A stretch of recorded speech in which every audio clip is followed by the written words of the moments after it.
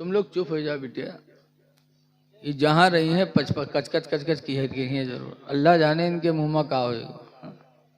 ये जहाँ बैठी हैं खामोश न बैठी, वो तो वैसे है जैसे तीन आदमी झगड़ा करत रहे आपस में। एक मुसाफिर पहुंचा, कहीं काहे लड़त हो यार तुम लोग? कहीं ने एक मामले में हम तीनों लड़ रहे हैं। कहा क्या मामला है बताओ? लड़ो ना बताओ, हो सकता है मेरे समझ में आए बता दूं। तो तीनों ने कहा मामला यह है कि हम तीनों का दावा है कि सबसे बड़े झूठे हम हैं।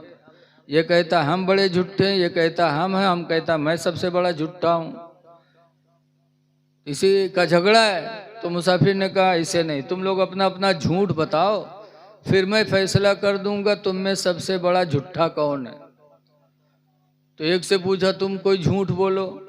तो उसने कहा आज मैंने देखा कि एक चील एक हाथी को पंजे में दबाए उड़ती जा रही थी।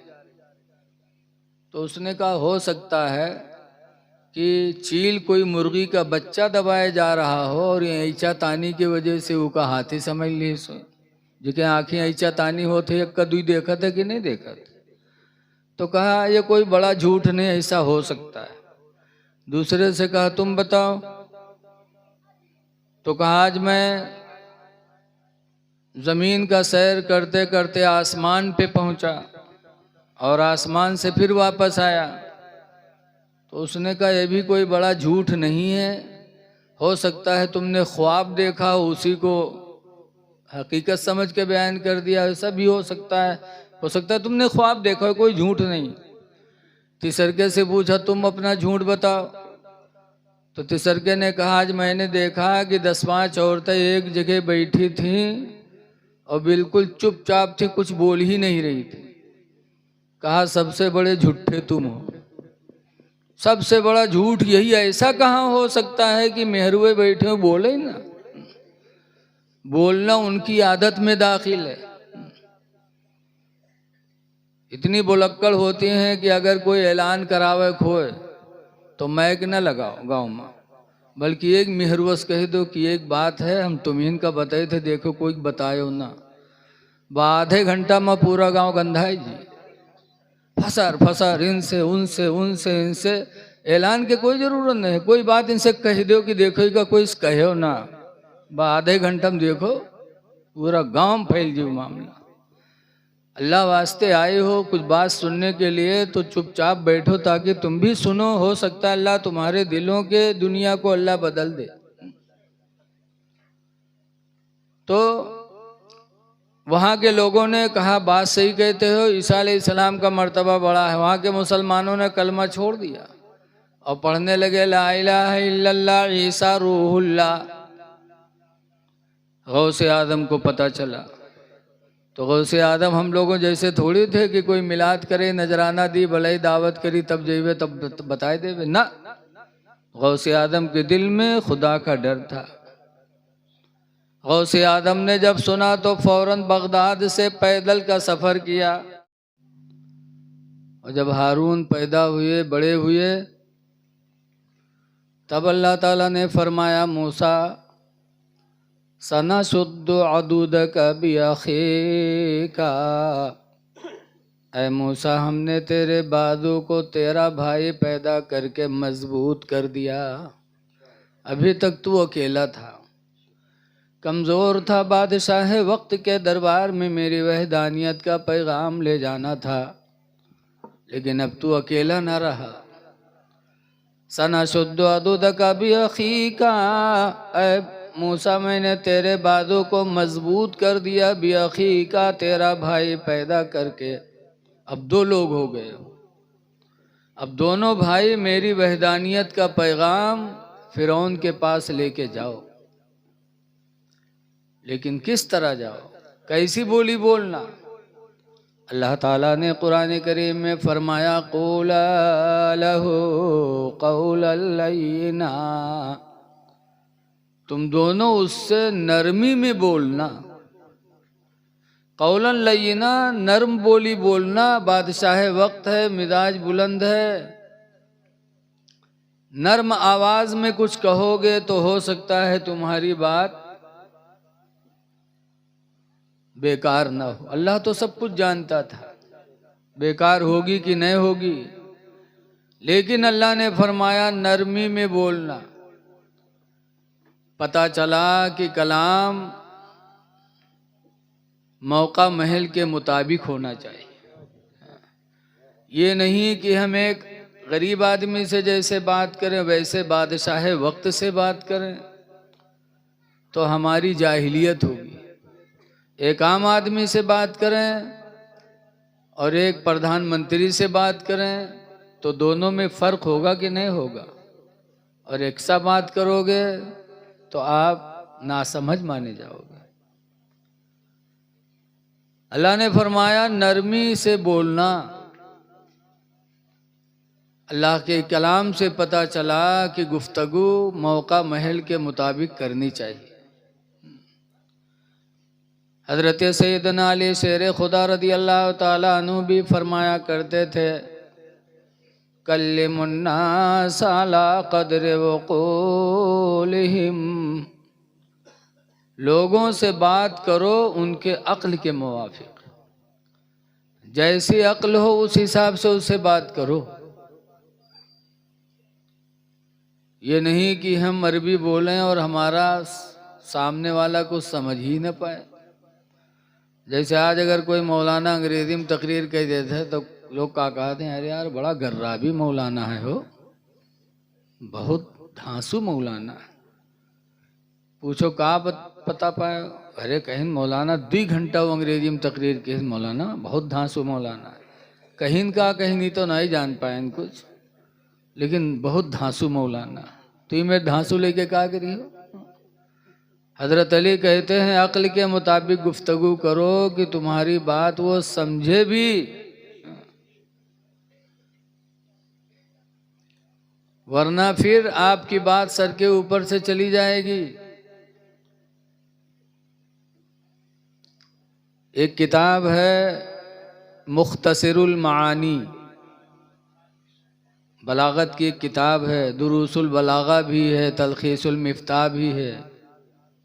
उन सब में एक कलाम की तारीफ की गई कि सबसे अच्छा कलाम कौन है, सबसे अच्छी बोली कौन है।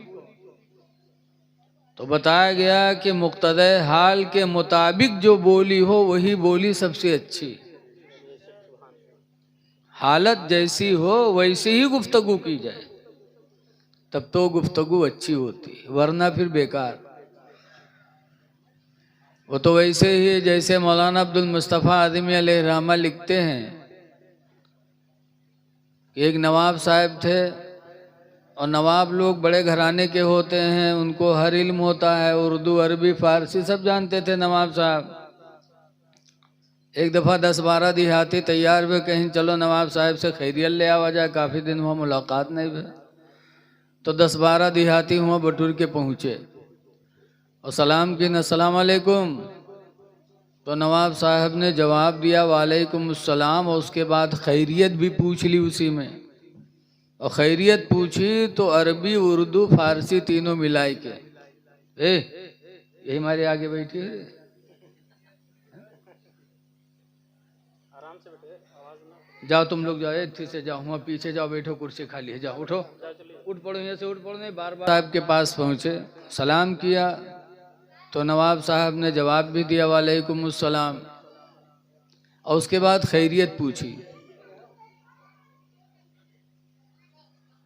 कहा वालेकुम अस्सलाम अबे दहकान्ना हंजार हुनूस किस्तेदार पुरतकातुर अमतार बफजल इदद गफ्फार हुआ कि नहीं।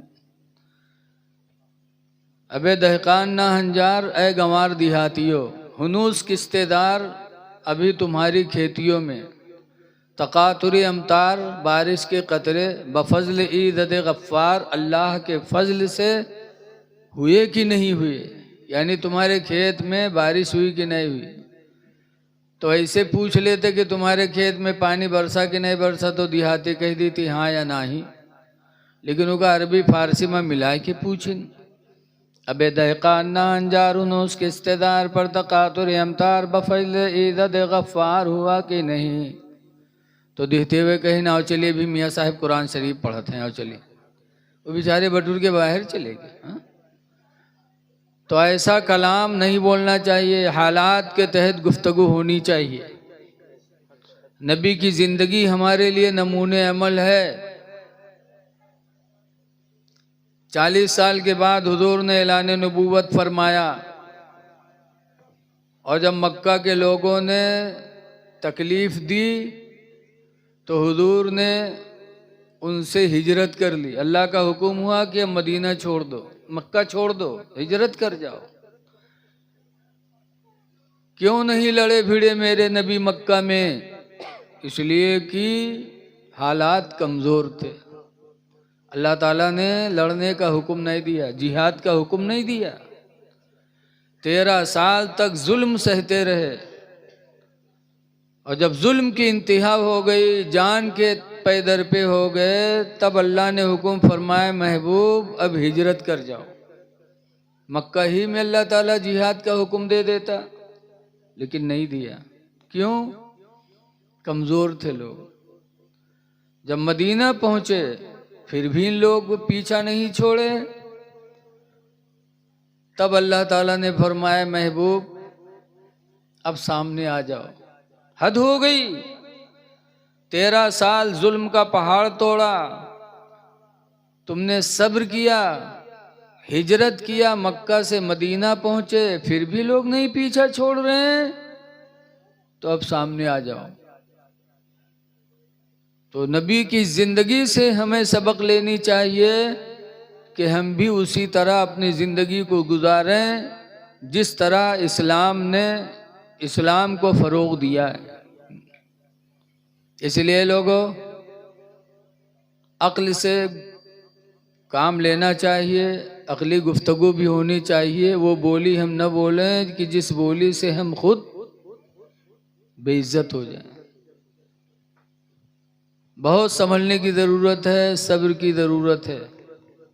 इस्लाम की ज़िंदगी नज़रों के सामने है, सियासत भी इस्लाम के अंदर है। जिसने सियासत नहीं जानी उसने कुछ नहीं जाना। लेकिन आज सियासत का नाम झूठ बोले जाना था। जितने झूठ बोल ले उतने बड़े कहते हैं हम राजनीति वाले हैं। झूठ बोलना सियासत का नाम नहीं है। सियासत का नाम वैसे जैसे देहाती मसल मशहूर है कि सांपों मर जाए लाठियों बच जाए, ये है सियासत। बहरहाल जलसा कराने वाले बड़े लायक़े तारीफ़ हैं हज़रत मौलाना मोहम्मद अफजल साहब, जो दिल्ली से चलकर इस जलसे में शिरकत के लिए आए। गांवदारी का इखलाक और व्यवहार बरकरार रखने के लिए, ये वतन से इंसान को मोहब्बत होनी चाहिए। अजीज़ हज़रत मौलाना अताउल मुस्तफ़ा साहब क़िबला ने फ़ोन किया, मैं हाजिर हुआ। याद रखो, 2 चीज़ें मुसलमान के लिए बहुत ज़रूरी हैं। नमाज, रोज़ा, हज व ज़कात की कबूलियत 2 चीज़ों पर है। अगर 2 चीज़ें हैं तब तो ठीक, वरना नमाज, रोज़ा, हज व ज़कात फिर काम नहीं आएगा। वो 2 चीज़ें कौन कौन हैं? नंबर 1 पर ईमान और दूसरे नंबर पर रिज़्क़ हलाल। अगर ईमान सलामत है और हलाल रोज़ी है तो नमाज भी कबूल होगी इंशाअल्लाह, रोज़ा भी कबूल होगा, हज भी कबूल होगा। और इमाम ऐसे एक को अगर गड़बड़ है तो मामला सब बेकार है, जान लो। ईमान नंबर 1 पर ज़रूरी है, ईमान। और ईमान कहते किसे हैं? अल्लाह ताला ने कुरान करीम में फरमाया, फला व रब्बिका ला युमिनून। ऐ महबूब, तुम्हारे रब की कसम, लोग ईमान वाले नहीं हो सकते हत्ता युहक्किमूका, यहाँ तक कि लोग तुमको अपना हाकिम मान लें। जब तक तुमको अपना हाकिम नहीं मानेंगे ईमान वाले नहीं हो सकते। अच्छा ये बताओ, सुभान अल्लाह पे घरे जाइए हो तब कही हो, कब कही हो बताओ? मिलादे नबी में आए हो, जिक्र की महफिल में आए हो, सुभान अल्लाह कहोगे सवाब भी मिलेगा और जिक्र में आपकी शिरकत भी हो जाएगी। आप सुनने वाले भी होंगे, जिक्र करने वाले भी होंगे। लेकिन बहुत से लोग हैं मुँह में पुकार भरे बैठे हुए हैं। तो कैसे सुभान अल्लाह कहें। आज बहुत से लोग सरकार का नाम लेते हैं और मुंह में पुकार भरे रहा था। ऐलम मोहम्मद भी कहो, मुंह में पान भी रखो, तो ये नबी से मोहब्बत है? ये झूठी बोली। आशिके रसूल की निशानी ये है, किसी कहने वाले ने कहा 1000 बार बशोयम दहंज़ मुझको गुलाब, 1000 मर्तबा अगर मैं मुझको गुलाब से अपने मुंह को धुल लूं, फिर नामे सरकार लूं, फिर भी मैं बेअदबी समझता हूं। ये एक आशिक का मिजाज है। ये मोहम्मद से मोहब्बत की मिसाल नहीं है। ऐलम मोहम्मद भी करो और मोहम्मद के नाम के आगे सल्लल्लाहु अलैहि वसल्लम न कहो तो आप बखील होंगे। नबी का नाम आया और दरूद न पढ़ो तो बखील, और बखील जन्नती नहीं हो सकता। शेख सादी ने करीमा सादिया में लिखा है, बखील अरबुअत जाहिदो बहरो बर नबाशत बहस्ती बहुक्म खबर, कि बखील अगर ज़मीन और पानी पर इबादत ज़िंदगी भर करे फिर भी वो हदीस के हुक्म से जन्नती नहीं होगा। और हदीस क्या है? सरकार की हदीस है। अन अबी बकर सिद्दीक़ क़ाला क़ाला रसूलुल्लाह सल्लल्लाहु अलैहि वसल्लम ला यदखुलुल जन्नह अल खिब्ब वल बखील। हज़रत अबू बकर सिद्दीक़ कहते हैं कि अल्लाह के रसूल ने इरशाद फरमाया कि ला यदखुलुल जन्नता, जन्नत में दाखिल नहीं होगा कौन? अल खिब्बु, धोखा देने वाला, वल बखील, और बखीली करने वाला। बखीली करने वाला और धोखा देने वाला, ये दोनों जन्नत में नहीं जाएंगे, मेरे नबी ने फरमाया। तो सरकार का नाम लो और दरूद न पढ़ो तो बखील, और बखील की बख्शिश नहीं। सरकार का नाम पाक जब भी आए तो हम ज़रूर दरूद शरीफ पढ़ें। और सुन्नी की पहचान है कि उनके नाम पाक पर अंगूठा और शहादत की उंगली लगा के चूम के अपने आँखों पे रखे। हुजूर सल्लल्लाहु अलैहि वसल्लम मस्जिद नबवी में थे। हज़रत बिलाल ने अज़ान पढ़ी और जब सरकार का नाम आया तो लिखा है क़ब्बला इबहामैनी अबू बकरिन व वदा अला ऐनैही, कि हज़रत अबू बकर सिद्दीक़ ने अपने दोनों अंगूठों को चूमा और अपने दोनों आँखों पे रखा। वक़ाल क़ुर्रतु ऐनी बिका या रसूल अल्लाह, और फरमाया मेरे दोनों आँखों को ठंडक पहुँचती है आपके नाम मुबारक से। जब हज़रत अबू बकर सिद्दीक़ ने अंगूठा चूमा और आँखों पे लगाया तो सरकार ने फरमाया मन फ़अला मिस्ला मा फ़अला खलीले, जो उस तरह करेगा जिस तरह मेरे दोस्त अबू बकर ने किया है।